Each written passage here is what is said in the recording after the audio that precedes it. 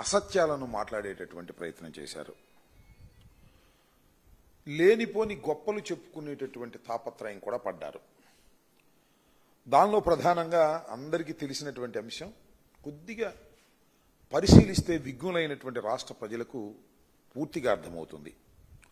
ఉమ్మడి రాష్ట్రంలో కానీ విభజిత రాష్ట్రంలో కానీ దాదాపు అన్ని సాగునీటి ప్రాజెక్టులకు తానే శంకుస్థాపన చేశానని, వాటిని తానే పూర్తి చేశానని చెప్పారు.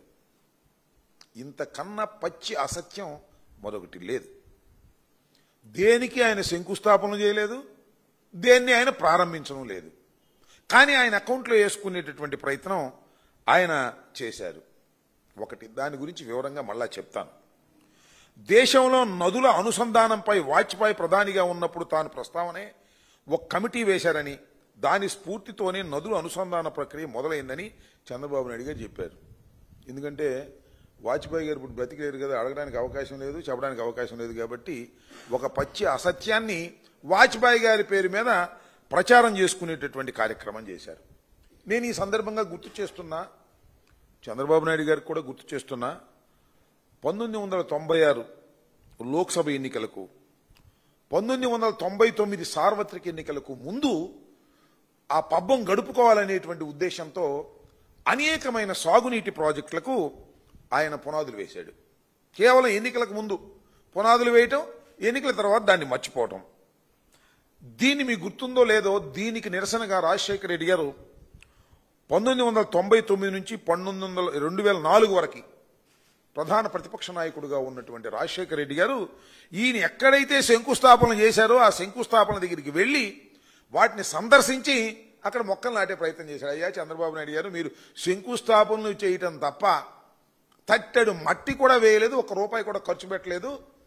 అది ఎస్టాబ్లిష్ చేయటం కోసమే నేను ప్రధాన ప్రతిపక్ష నాయకుడిగా, అంటే 2004లో ఆయన ముఖ్యమంత్రి అయ్యే ముందు, పాదయాత్రకు ముందు అన్ని ప్రాజెక్టుల దగ్గరికి వెళ్ళి, అంటే శంకుస్థాపన కార్యక్రమాల దగ్గరికి వెళ్ళి, ఆ శంకుస్థాపన కార్యక్రమాల దగ్గర ఆ బండలు, చితికిపోయిన బండలు చూపించి అక్కడ మొక్కలు నాటినటువంటి విషయాన్ని కూడా ఈ సందర్భంగా నేను చెప్పదలుచుకున్నా. ఈ విధంగా చంద్రబాబు నాయుడు గారు అనేకమైనటువంటి కార్యక్రమాలను నేను చేశానని చెప్పుకునేటటువంటి ప్రయత్నం చేస్తున్నారు. నాకు తెలిసినంతవరకు ఉన్న వాస్తవం చెప్పాలా, చంద్రబాబు నాయుడు గారు 40 సంవత్సరాల తన రాజకీయ జీవితంలో ఆయన శంకుస్థాపన చేసింది పట్టిసీమకి, పూర్తి చేసింది కూడా పట్టిసీమకే. ఇది తప్ప, అది కూడా తాత్కాలికమైంది. అది తప్ప చంద్రబాబు నాయుడు గారు ఏమీ చేయలే. పైగా నేను గొప్ప విషయం చెప్పాడు, నేను నాకు చాలా ఆశ్చర్యం వేసింది. ఎందుకంటే నాకు బాగా తెలుసు కాబట్టి. పోలవరాన్ని ప్రారంభించింది నేనే, పూర్తి చేసేది నేనే అనేటువంటి మాట మాట్లాడాడు. అసలు పోలవరాన్ని నువ్వెక్కడ ప్రారంభించావు అంటున్నా. రాజశేఖర రెడ్డి గారు ముఖ్యమంత్రిగా రాకముందు 9 సంవత్సరాల పాటు ఈ రాష్ట్రానికి ముఖ్యమంత్రిగా ఉన్నటువంటి నారా చంద్రబాబు నాయుడు గారు అసలు పోలవరం గురించి ఇప్పుడు ఆలోచించావా అని అడుగుతా ఉన్నా. పోలవరం గురించి అనేక సందర్భాల్లో, చివరికి ఇక్కడ మీకు ఒక మాట గుర్తు చేస్తా. స్వర్గీయ ఒడ్డే వీరభద్రరావు అని తెలుగుదేశం పార్టీకి చెందినటువంటి శాసనసభ్యుడే పనిచేశాడు. ఆయన ఇప్పుడు లేడు, చనిపోయాడు అనుకోండి. ఆయన పోలవరం గురించి ఇది చాలా ఇంపార్టెంట్ ప్రాజెక్టు, మీరు చెయ్యాలి అని పెద్ద ఎత్తున ఉద్యమం చేశాడు. సైకిల్ యాత్రతో ఢిల్లీ వెళ్ళాడు. చివరికి పోలవరం ప్రాజెక్టు సైట్ దగ్గరికి వచ్చి గుండు చేయించుకున్నాడు నిరసనగా. నేను అడుగుతా ఉన్నా, పోలవరం ప్రాజెక్టును ప్రారంభించింది నువ్వా? సిగ్గుంది అసలు నీకు? అబద్ధం చెప్పడానికి సిగ్గుపడాలి కదా, అసత్యం చెప్పడానికి సిగ్గుపడాలి కదా.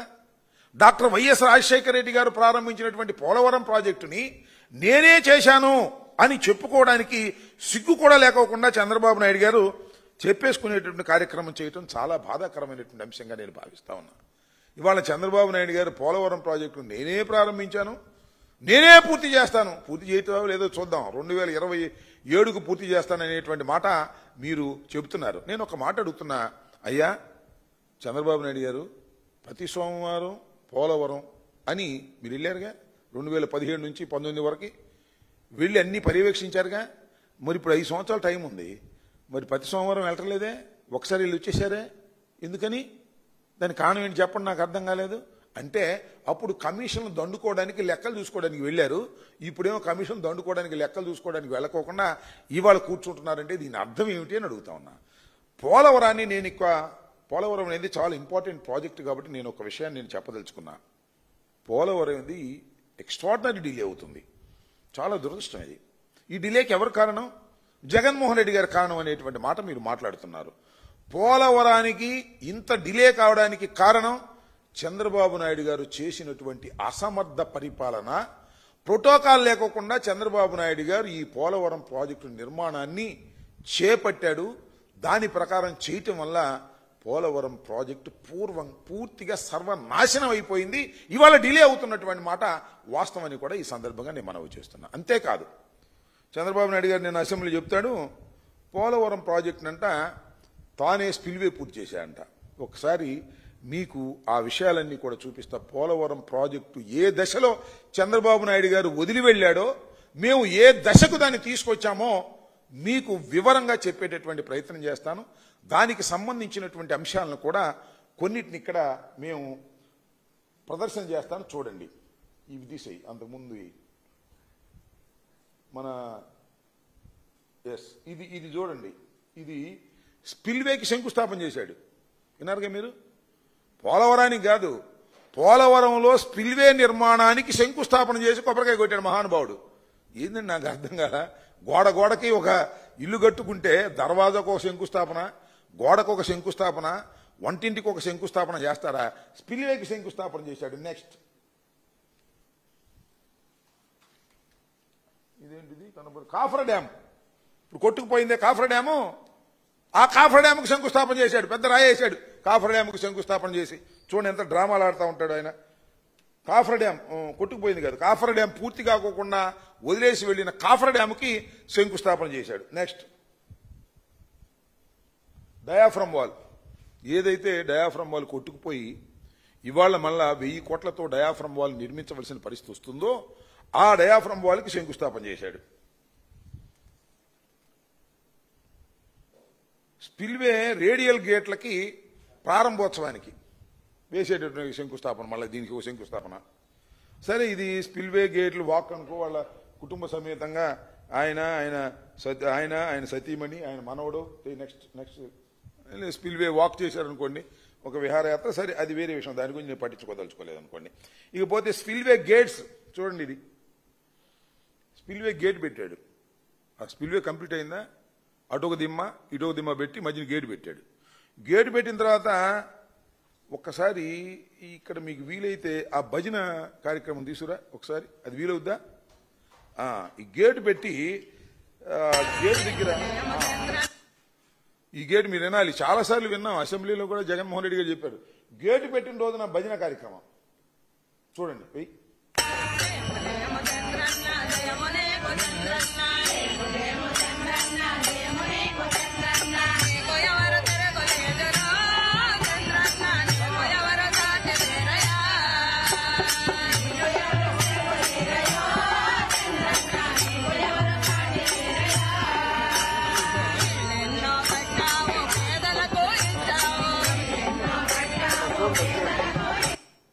అదొకసారి చూడండి. అసలు స్పిల్వే ఏమన్నా నిర్మాణం పూర్తయిందా? ఇక్కడ ఒక దిమ్మ అక్కడ దిమ్మ ఉంది, అదంతా నిర్మాణం కంప్లీట్ కాల. అందుకొని చూపిస్తున్నా. భజన సంఘం సరేలే, ఈ భజన బస్సుల్లో జనాన్ని తీసుకెళ్లి భజన చేయించాడు. ఏమిటి? స్పిల్వే కంప్లీట్ కాకోకుండానే 2 గేట్లు 2 దిమ్మలు వేసి ఆ దిమ్మల దగ్గర గేటు పెట్టి రేకు పెట్టి భజన చేసే కార్యక్రమం చేసి స్పిల్వే కంప్లీట్ కాకోకుండానే స్పిల్వే కంప్లీట్ అయిపోయినట్టుగా చేసినటువంటి దుర్మార్గమైన కార్యక్రమాలు. ఇంకోటి, అసలు స్పిల్వే చంద్రబాబు నాయుడు గారు 2019లో స్పిల్వే ఏ మేరకు పూర్తయిందో అంటే మేము హ్యాండ్ ఓవర్ చేసే సమయానికి అది ఒకసారి ఇది కాదు. నెక్స్ట్, ఇది కాదు ఇది అదే next. This is the situation. Spillway యొక్క సిచ్యుయేషన్ వైఎస్ఆర్ కాంగ్రెస్ పార్టీ అధికారంలోకి వచ్చే సమయానికి ఇది పరిస్థితి. స్పిల్వే నేను పూర్తి చేశాను అంటాడు. ఈ ముందు చూసారా? ఇది కాంక్రీట్, గిన్నీస్ బుక్ రికార్డ్ ఎక్కింది కాంక్రీట్ అని చెబుతున్నాడు. ఇది ఈ కాంక్రీట్ వేసి అంటే వాటర్ పడుతున్నప్పుడు గుంటలు పడకోకుండా ఉండేందుకు వేసే కాంక్రీట్ను మాత్రం ముందేసి పారేశాడు. ఈ స్పిల్వేని మాత్రం పూర్తి చేయలే. ఇది ఈ దశలో వదిలి వెళితే మేము ఏ దశకు తీసుకొచ్చామో మీకు ఆ ఫోటో కూడా చూపిస్తా. Next, this is the complete picture. ఈ దశకు తీసుకొచ్చాం స్పిల్వేని మేము. చంద్రబాబు నాయుడు వదిలేసి వెళ్ళిపోతే ఇవాళ చెప్తున్నాడు స్పిల్వే నేనే పూర్తి చేశాను అంటున్నాడు. నీ అబద్ధాలు. Next, this is the coffer dam. వాళ్ళు అది కాఫర్ డ్యామ్ వాళ్ళు చేసింది. మేము కంప్లీట్ చేసి కాఫర్ డ్యామ్ను పూర్తి చేసినటువంటి పరిస్థితిని మేము తీసుకొచ్చాం. నెక్స్ట్ ఇది కూడా కాఫర్ డ్యామ్, దిగువ కాఫర్ డ్యామ్, ఇది ఇందాక దిగువ కాఫర్ డ్యామ్. ఈ రెండు కూడా వైఎస్ఆర్ కాంగ్రెస్ పార్టీ అధికారంలోకి వచ్చిన తర్వాతే ఈ రెండింటిని పూర్తి చేశాము.